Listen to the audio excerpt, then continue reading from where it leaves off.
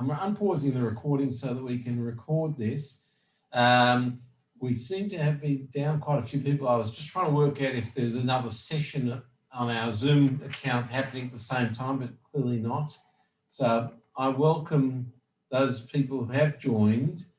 I know that Laibl, it's been a bit challenging for everyone, but of course we've been having these sessions face to face and suddenly had to put it on hold.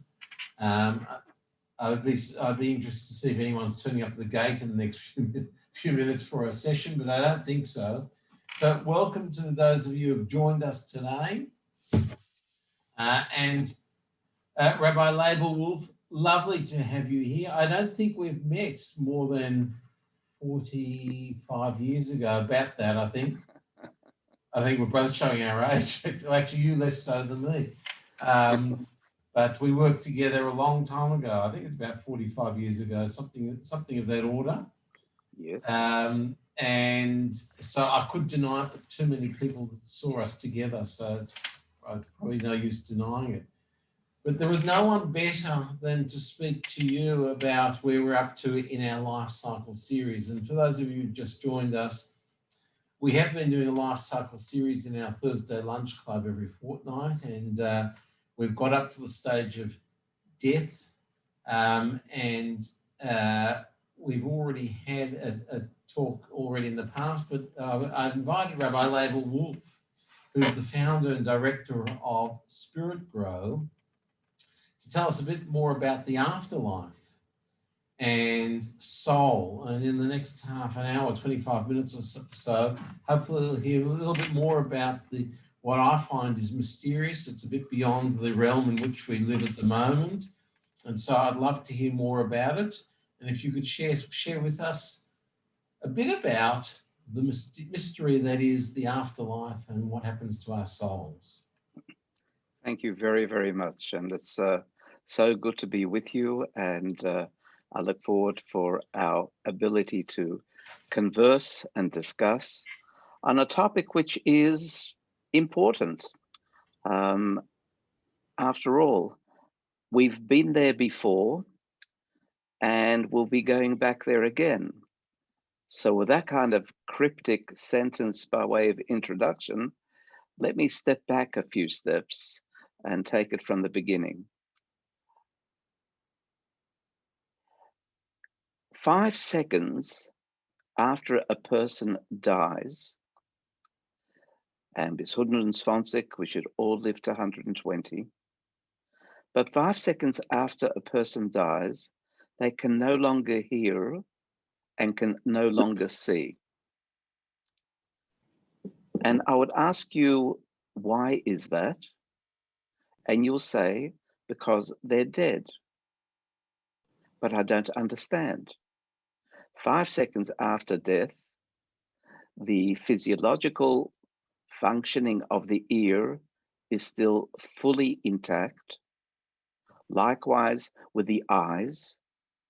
So why is it that the ear, which has not decomposed at all in those 5 seconds, or the eye, not be able to hear or see? 5 seconds before death, it was perfect. So we have to conclude that although the integrity of the biology of the ear and the eye is intact, something has gone missing. Now, whether you want to call that something energy, whether you want to call it soul or neshama, doesn't really matter. But the conclusion is something is missing. Therefore, when you and I experience the flow of energy through the eye, our experience is called sight. When the same energy, or neshama, flows through the ear, the human experience of that is hearing. Now, what is that experience? when the neshama flows through a very complex piece of biological engineering called the brain. We call the experience mind. So mind, or seichel, is the way that the energy interfacing with its biological engineering compartment called brain results in our consciousness. I'm using all these words very, very deliberately because this duality of neshama and guf, soul and body, is imperative to our understanding of how we function now and how we function after death and how we function once again when we are reborn or reincarnated, called Gilgul HaNefesh, literally the cycle of the soul. So consciousness is the way that this neshama or energy flows through the whole body. And that collective experience is what we use the word consciousness for. Now, consciousness is not uniform. Sometimes we are more conscious and sometimes less so.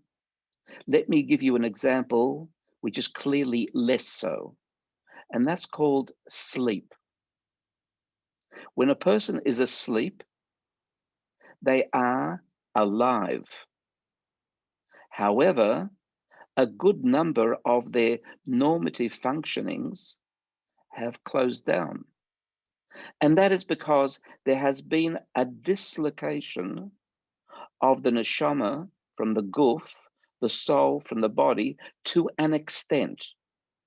Not to the extent that will prevent body functioning that maintains life, but to the extent that our consciousness is compromised. And that's why we behave very differently in sleep state than we do in wakened state. So that's one example of consciousness that is not total or full. In fact, the Gemara, the Talmud, calls sleep 1/60th of death. It's already a stepping stone. It's already an experience of some dislocation. Death is majority dislocation, but not complete. Even in death, the energy or the soul is not completely removed from the body. How can we tell? There's no breathing. There's only flatliners. Nevertheless, there is a body. Nothing can exist in a physical, material state without there being underlying vitality, energy, maintaining its composition. Take the chair that you're seated on. Does it feel still as you're seated on it? It does feel still. And yet it's not still at all. Put it under an electron microscope and you'll see that it is a whirling dervish dance of atoms and molecules in a constant state of motion, even though the seat feels still. There's no such thing as absolute stillness.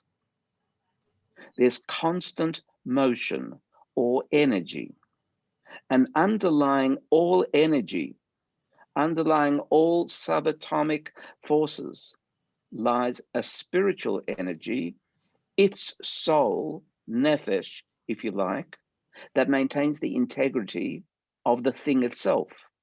So if you see a body lying there prone, dead, there's still an element of nefesh connected to it to maintain its shape and form.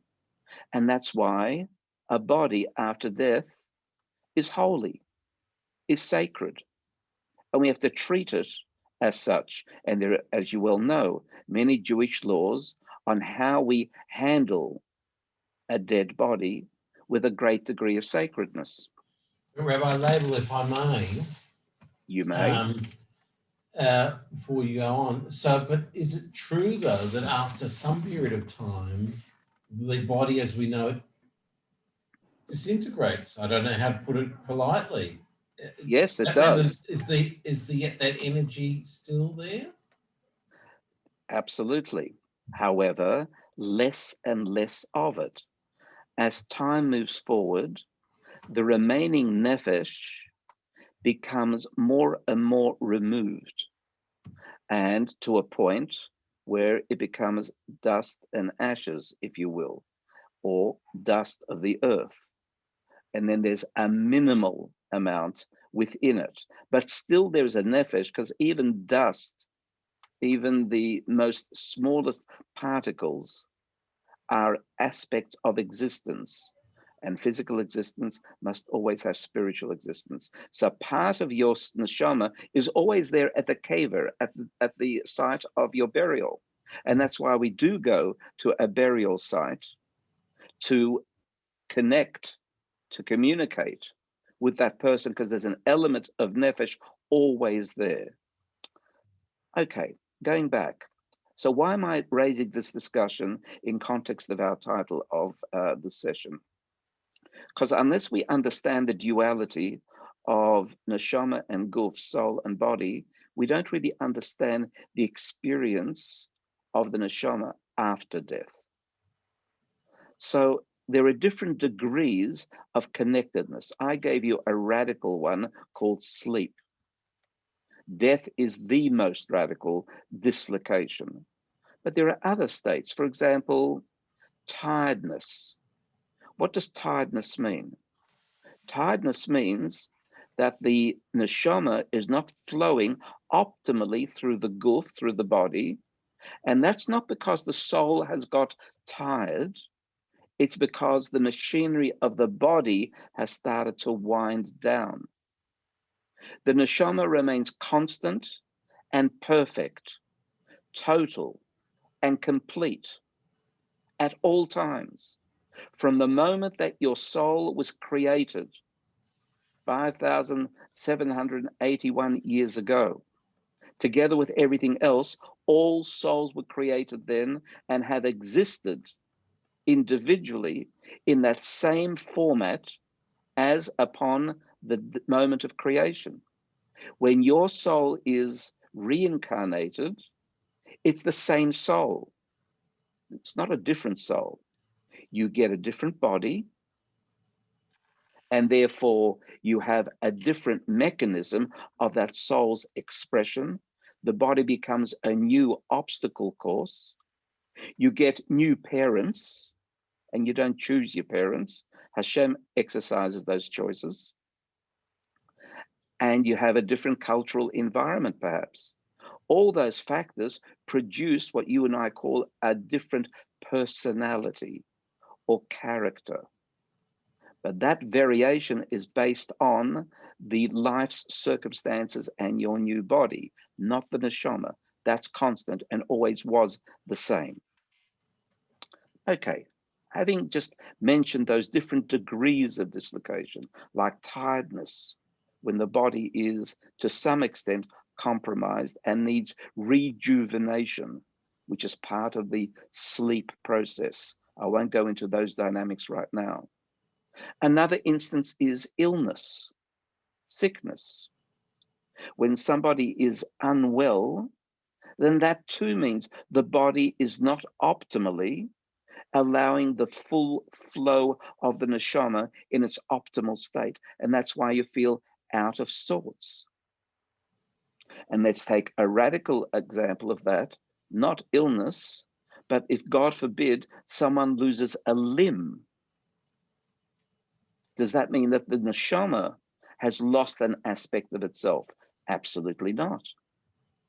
All it means is that the neshama is unable to function actively in that respect because it doesn't have a body part to express it in a finite physical world. but it spiritually remains complete. Perhaps, and I underline perhaps, that's why some people who lose a limb still have a phantom experience of that limb. But that's perhaps speculation, but it might be something worthwhile considering. So that's in terms of in life, connectedness of neshama and guf. And the main point being, it's a duality. There are two elements. So what does happen after a person dies? The neshama, I said to you before, is dislocated from the body substantially, and then to differing degrees down to a minimum. Where does it go? Well, when we live in a world of time and space, we talk about when something happens and where something happens. So when I use the words, where does it go? I'm using terminology from our world, our realm of time and space. The neshama originates in realms beyond time and space. The neshama itself is beyond time and space. Kabbalah and Hasidus go to the degree of explaining the geography of those other worlds, the non-material worlds, the worlds beyond time and space, and nominate, for example, 4 basic realms, although there were infinite realms, but for pedagogical reasons, we can discuss them as 4. You and I live in the world or the realm of asiyah, from the Hebrew la'asot, doing, making, activity, action, exactly. That is a world that has time and space. The next world above, called Yetzirah, has no time and no space at all, which means we can't even begin to imagine it. It's impossible for us to imagine the world of Yetzirah or to imagine infinity, because your brain and my brain is 7 inches by 8 inches by 10 inches. Sorry, I'm still speaking in inches. My gray beard belies the reason. And therefore, it's limited by design. And even if my brain were 7 miles by 8 miles by 10 miles, it might be much more expansive, but it's still limited by design. And likewise, if it were 7 million miles by 8 million miles by 10 million miles, whatever, anything that has design is limited and is of this world. If you want to talk about a very big brain, just think computer, okay? The world of us, Yetzirah above it, has no time, no space. And yet, the world of Yetzirah seems physical compared to the world above it, called the world of Bria. Bria, livra, to create. That's where Bereshit bara Elokim, that's where creation began, in that world. In the lower world of Yetzirah, which we just finished tangentially mentioning, there is form, but no substance. In the world of Bria, there's not even any form yet. It's a spiritual creation, which ultimately becomes physical. Can't even begin to understand that. And yet that's where the Chumash begins, Bereshit bara Elokim, in this realm. And there's realms above it. The realm above it is called Atzilut, from the Hebrew Eitzel, next to it's right next to godliness. Not only does it have no time and space, which the other 2 worlds I mentioned also don't have, but it's infinite. It's godly. Can't even talk about it. Our neshama originates in a place beyond that. It originates in godliness itself, whatever that means. I'm not going to go into terminological discussion here. It doesn't make sense. Now, our neshama therefore has to traverse all 4 realms to be born. And when is it born? It really becomes born first at the moment of conception. That's the first moment that the neshama and the guf meet, that the soul and the body meet, even though the body consists of a single cell, and even less than that. And that's called conception. At conception, something important and holy has occurred. And that's why there is in Judaism a halacha against abortion, because something valuable has already taken place in terms of ensoulment, not full ensoulment, but sufficient for our discussion. Of course, in Jewish law, there are also rules that tell us when perhaps abortion could take place under exceptional circumstances. It's not like in Christianity where it's absolutely negated. There are circumstances, one of them being a very obvious one, where a mother's life is at risk if the pregnancy is not terminated. Then we exercise an ethical choice, which is mother's life over the life of the fetus. That's an example. No, but however, substantially, conception is the moment of the soul's ensoulment in a body. When the child is born is when full ensoulment has taken place. It's a life in being. Certainly 30 days after birth, which is the time suggested to actually be certain that it's a life in being, a soul in body. Now, I only raise this discussion because I want to show you that the soul's journey is through 4 parallel realms before it reaches here to conception. In each of those realms, it becomes more and more defined until it becomes defined to a point where it can actually integrate with a body. That's the way Hashem designed the world. If you ask me why, I have no idea. You'll have to send a letter to the editor. I have no idea why God designed the world the way God designed the world. And Rabbi Laibl, on the other end of life, sorry, the life we know it in our 3D world, does the soul go back up 4 levels? Right. So here we have the next stage of our discussion. Thank you.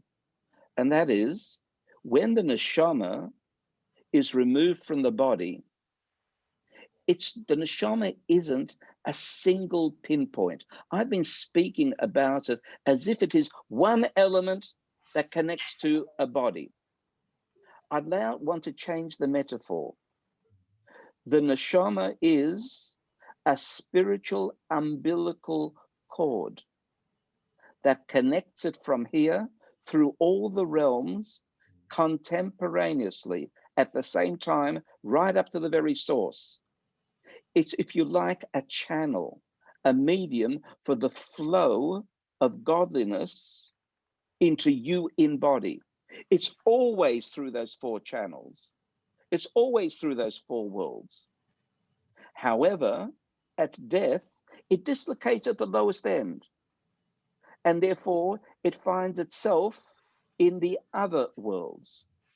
But just as you and I have higher and lower degree of consciousness, and sometimes we're very alert and bright, and sometimes we're sleepy and tired, different degrees of consciousness, that's an analogy to the soul throughout the other realms.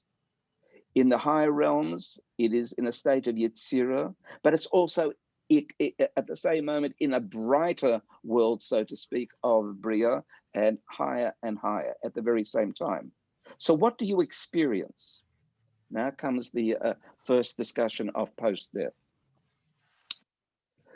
Let me now, I love metaphors, and you can always beat them up. Analogies are only useful to the extent that they work for that purpose.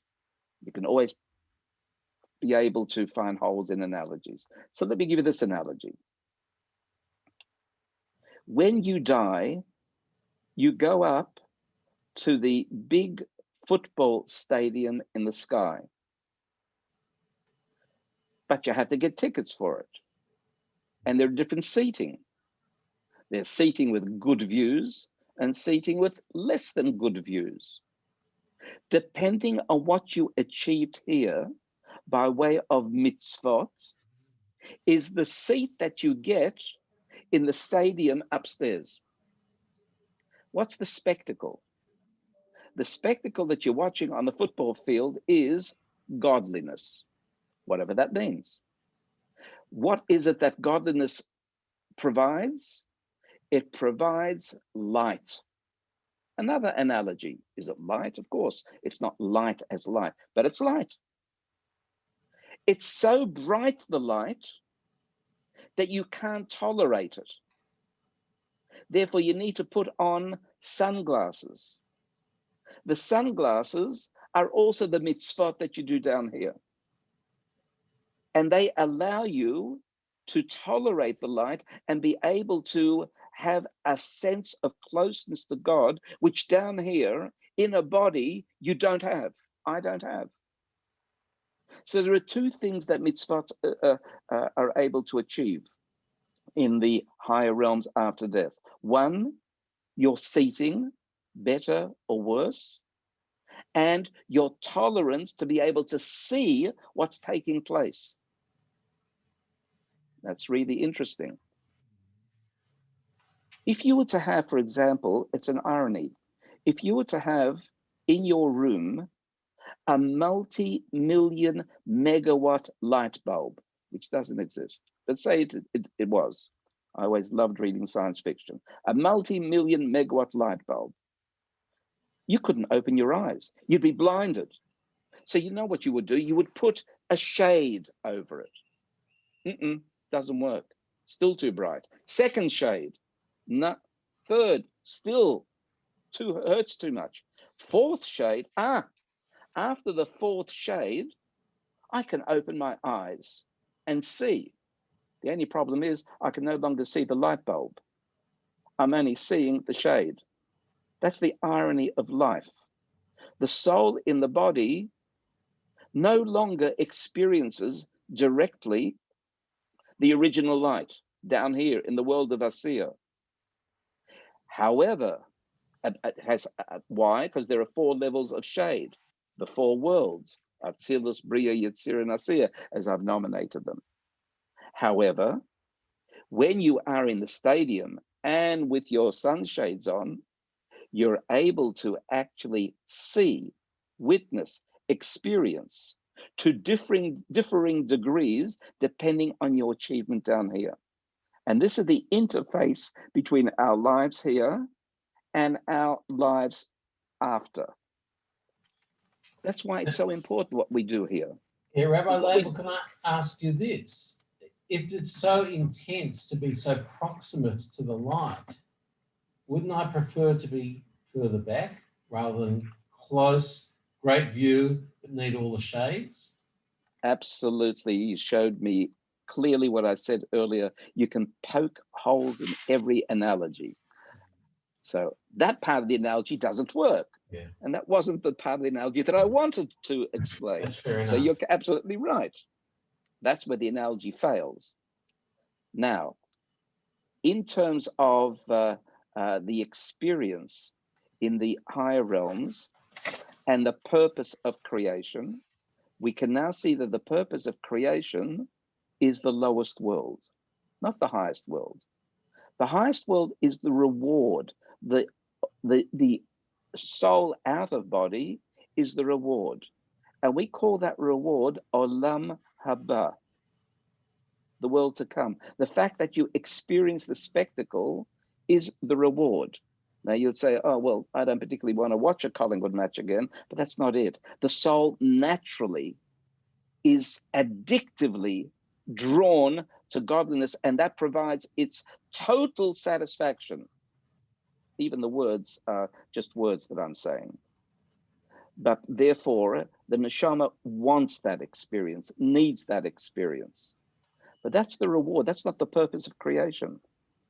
There's a wonderful teaching in the first Kabbalistic work, which was written by Abraham, believe it or not, called Sefer HaYetzirah, the book of formation or creation.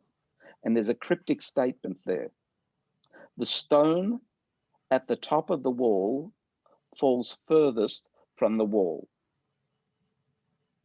That which is highest becomes the lowest. You know, at a stone that breaks off from the top of the wall, it has potential energy at the top. Then it's got kinetic energy as it falls down. And it's got much greater kinetic energy because of its higher position. And it falls further away from the wall as a consequence. Yeah. Same in terms of our discussion. That which is highest in this world becomes the lowest. I'll give you an example of that. Your life is sustained by eating food. What's Yep. food consist of? Animal, vegetable, and mineral. Mm. Ironically, we, supposedly the highest form, need the lowest forms to keep us going. Doesn't make sense. Surely we are the ones that are needed for the lowest ones. No, that's not what food eating is all about. Eating is about the lowest sustaining us. The stone at the top of the wall falls furthest from the wall. So once it gets into the Olam Haba, now I've introduced the term Olam Haba, usually translated the coming world or the future world. That's what I meant by the stadium up there. However, there's another prerequisite, and that is it's got to undo some of the tainting that took place down here. Having lived in your body and my body for so long, and we're so imperfect, some of the soul's senses, of course, the soul doesn't have sense, I'm only using words, become dulled. And therefore it has to go through a process of fixing itself up. In non-Jewish teachings like Christianity, they call that hell. We have no notion of hell in our tradition. There is no such thing as hell in Judaism. It's a purely Christian term, as is the term Satan. Satan does not exist in Judaism, except as a wonderful angel called Satan, where the word Satan comes from in Christianity. Satan is an angel, has a specific task. Its task is to test us. Hence the consonants Satan and test are very, very similar. The point being, it tries to trip us up, to test our mettle. And that's what Satan does. And likewise, in the world to come, there is a process called Gehinom, where the neshama undergoes, it goes through a dry cleaning process. It goes into the washing machine, and then the dryer. And then, nice and clean and pristine, it goes into the stadium to watch the match. That's what Olam Haba is. Now, from there, it becomes reborn. Not every soul is reborn, but the vast majority do, because every neshama has to come down to complete all 613 mitzvot. And any one lifetime may not be sufficient to do it. Like today, we don't have the temple, so we can't do any of the mitzvot, of which they are the majority of the Beit HaMikdash, for example. So it keeps coming down to either rectify the past or to add to its unfinished quota. Then there is a further stages in the continuity of the history of the world. So, for example, Rabbi, if I could ask, we'll bring this to a close in the next couple of minutes, and then I'll open up the questions. I'm conscious of the time. All right, let me go for another 3-4 minutes. Sure. Then there's the next process called Tchias HaMesim. Well, the truth is there's a process before that. It's called Mashiach. Mashiach means we're reaching the zenith of time of the created world as it is, and the laws of nature begin to change. And those laws of nature ultimately end up in changed personality and changed character. There's peace on earth, etc., etc. But it's a process. The very first stage, when Mashiach finally appears, All that's going to take place is three things. One, Jewish people will all be in Eretz Israel. Secondly, the temple will be rebuilt, and it'll be rebuilt with Hashem's contribution. And thirdly, the nations of the world will respect Jewish peoplehood and God. That's the only three things that'll happen immediately when Mashiach comes. But then there's a process when the laws of nature change. For example, there come a stage where we won't need to eat anymore, because eating today is the way we elevate the soul sparks in the food of animal, vegetation, and inanimate, which is why we're not necessarily vegetarian. Another discussion you can ask me later on. And therefore, we'll be able to elevate the sparks of the world through osmosis, spiritual osmosis, without even eating. And there'll be other changes in the laws of nature. And then there comes another stage, which I mentioned briefly, Tchias HaMesim, the revival of the dead. In other words, your soul will then live forevermore in a body, and there's debate in the Zohar itself whether that means the body in which you did most mitzvot, or the central body of which all your other bodies and souls are sparks of. Complicated discussion. I won't go into that. And these are all spiritual experiences.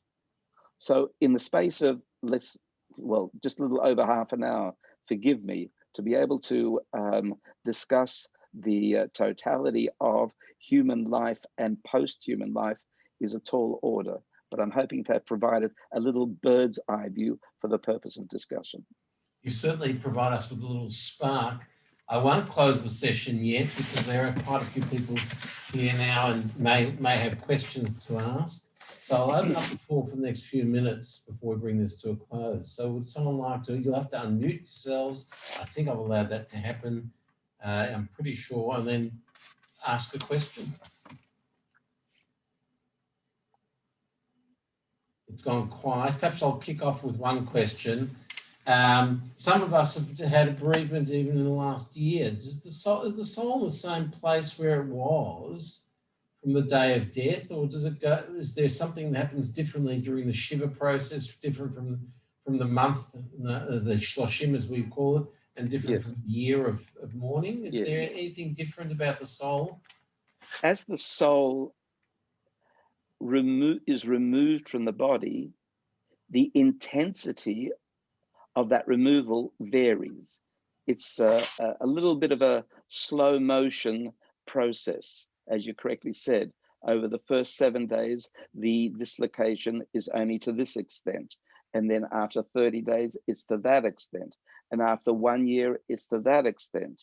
And after 2 years, it's to that extent. And when we say Kaddish for the Yortzeit of a dear departed one, then we're assisting the soul in its positioning in the stadium, so to speak. As I said earlier, that's why the saying of Kaddish is so terribly important. You're correct. There are degrees of its removal, so to speak. Anyone else wish to ask something? I can see this. Yes, I can see someone's about to unmute, I think. Amanda, go for it. Thank you. So my father passed away over Pesach, and it was also Shabbat. And it was mentioned to me that because it's like a double mitzvah, that something happens that's a little bit different. Can you explain that, please? Yes. Time is holy in its own right. Or to put it in more pragmatic parlance, the flow of time has its ebb and flows also that has more optimal and less optimal qualities. So, for example, in another dimension, Tisha B'Av, which we experienced not long ago, is an aspect of time which is embedded with a seemingly lesser of spiritual intensity. And that's what we mean when something is less spiritual intense, that allows for negativity to be able to rise more to the surface. And that's why history is replete on Tisha B'Av with negative circumstances. Shabbos is impregnated qualitatively with a much higher spiritual intensity. The seventh day of the week has a higher spiritual content, and certainly so when it falls on Pesach, doubly so. I don't know if the ratio is double what the arithmetic is. So what you've been told is certainly correct. The fact that the soul departed then on a very opportune moment in terms of the quality of time says a lot about the nature of that soul. You knew my father. It's Harvey Brown. Ah, of course. He was very fond of you. Well, my theory fits the practice perfectly then. Thank you. Good, Amanda. Nice to meet you. Anyone else? Right. I think, Rabbi Laibl, we could probably have gone on for about 4 hours. I know that we're living in a world where space and time are relevant. So that's the world we live in right now. So we probably do have to keep to some sort of constraints.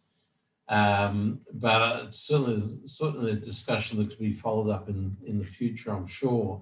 So thank you very much for your soul speaking to ours, because I think it was not just words you said and that we heard, but I think there's probably another communication that's going on simultaneously that makes us feel more at ease about some of the stuff you've said. So it's probably just not the expression of words, but it's something else that's going on as well.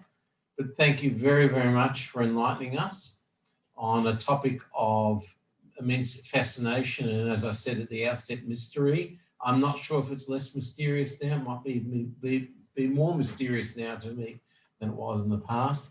But thank you very much for joining us on this Thursday Lunch Club. Pleasure. And thank you to everyone who's joined in. I'll use the opportunity to do a bit of housekeeping and tell you that in 2 weeks' time, I do intend to do face-to-face again if we can.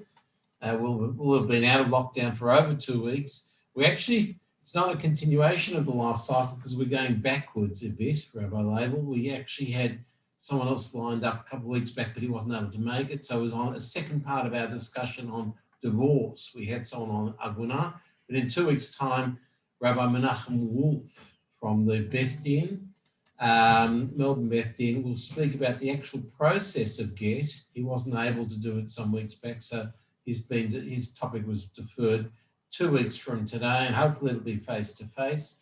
It's also a great opportunity for those of you who are St Kilda Shule members, there are a few of you, to remind you that with Yom Tov coming up, if you haven't booked a session for Yom Tov, you need to do so. Even if you have a seat in the shul, you can certainly ring the office or check the newsletter, but it's very important we book in sessions because it would appear that we're not likely to be allowed to have capacity crowds in shul. I'm sure Rabbi Laibl has been considering what happens for Spirit Grow as well, because it's highly unlikely that at this stage we'll be allowed to have capacity crowds. So shuls like ours and probably Spirit Grow will be looking at shorter, smaller services, allowing for a sort of recycling, if you like, of the souls through different sessions in shul. So if you need to chase up with your shul what they're doing, if you're a member of our shul, certainly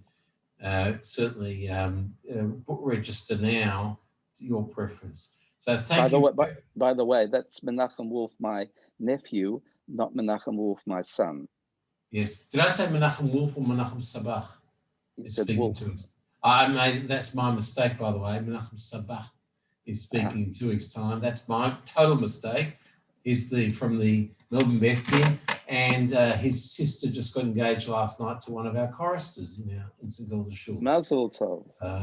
That was the main reason why we got this group together for the last 40 minutes, just to share that with you. So thank you very much to everyone for joining with us. So Menachem Sabach, not Menachem Wolf, I meant Menachem Sabach will be joining with us in 2 weeks' time on the actual process of GET. Should be just as fascinating, I suspect, as today's talk. Thank you very much for joining us today, Rabbi Wolf. Thank you once again. And to all of you, may all your news be good news. Amen. Thanks very much. Thank you, Rabbi Wolf. Thank you. Pleasure.